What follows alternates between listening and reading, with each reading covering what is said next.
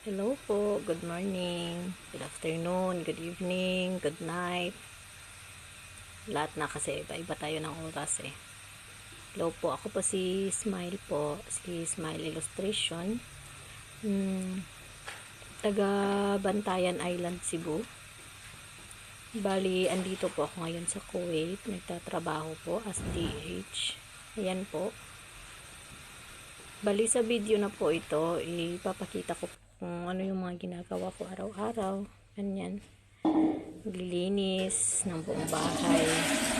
Kaya maagang maaga mga 5 gigising na kami para mag-prepare ng mga baon ng alaga namin.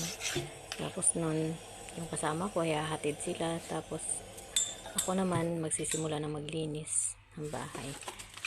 Ayan, maghuhugas ng mga pinggan.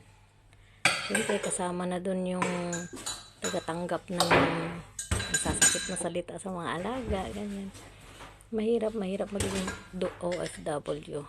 Siguro kung hindi ako nagkanda utang-utang, wala ako dito. Kaso nga lang, simula nung nagkasakit si Papa, namatay. Tapos yung live-in partner ko noon, nagkasakit din tapos namatay. Sunod-sunod sila. Yung bayaw ko, close sa akin na bayaw ko, namatay din. Bali 2021 at 2022, bali sunod-sunod silang namatay na tatlo. Bali yung business ko, may online business ako, wala na napabayaan ko. Tapos yung punan ko nagastos ko din sa pagpapagamot, bili ng gamot, ganyan. Kaya ayun, nagkatang-utang ako, kailangan kong mabayaran. Ayoko din naman na kabayaan lang yun, magmumukmuk na lang ako. Hindi, ayoko nun kasi alam ko masama yun. Kaya nag-decide ako na pumunta dito sa Kuwait, mag-apply para may pambayad, kasi malaki-laki din yun. Kaya kahit mahirap mawalay sa pamilya tsaka sa anak ko, may anak ko isa, lalaki, 11 years old na. Ayan, dyan naglalaba na ako. Pagkatapos ko kasi maglinis, pagkatapos na maglinis ako, maglalaba ako. Sasalang ko na yung labahan ko. Tapos habang nagsasalang, magpupopo muna.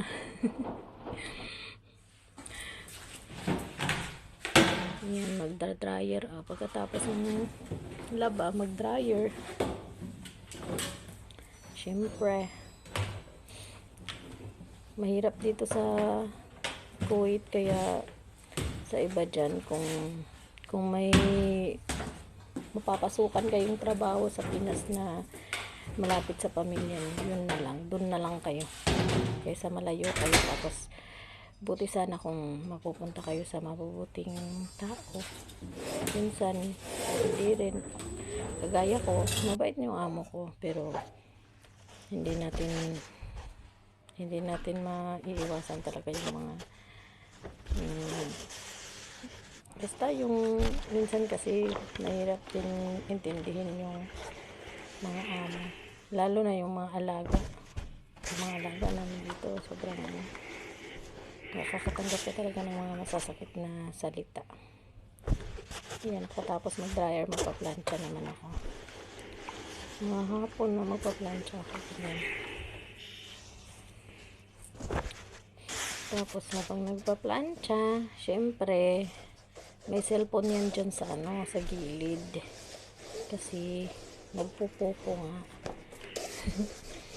Sa shoutout pala sa sa agency ko, sa agent ko sa Popo, si Mama Jaja at si Jaan, si Raulo, tsaka sa Popo family ko. Actually itong to, yung challenge na to, kaya ako in-accept to kasi kailangan ko talaga ng pera. Actually wala akong sweldo hanggang May. Sa May pa ako, may sweldo na ako sa May, pero konti lang kasi binalik ko yung sweldo ko ng ilang buwan, kasi nga para may pang ano ako, may pangbayad dun sa utang ko. Pero hindi pa rin ako tapos sa utang ko. May balance pa ako konti. Yung konti na yun, mga 67,000 pa. Di ba ang konti na lang?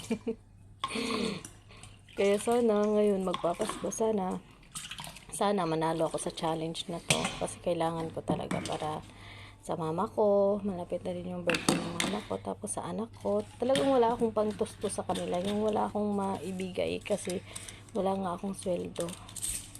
Tapos minsan pag malaking tulong din yung popo sa akin kasi minsan pag naka-withdraw ako, yun yung maibibigay ko sa anak ko, pang allowance niya, minsan pang ulam nila, pambili ng bigas kasi nga ang hirap talaga ngayon kasi pati yung bigas, Diyos ko Lord, 60 plus na 60 plus na daw sa Pinas. Kaya sana po suportahan niyo po ako. Yun lang po, thank you.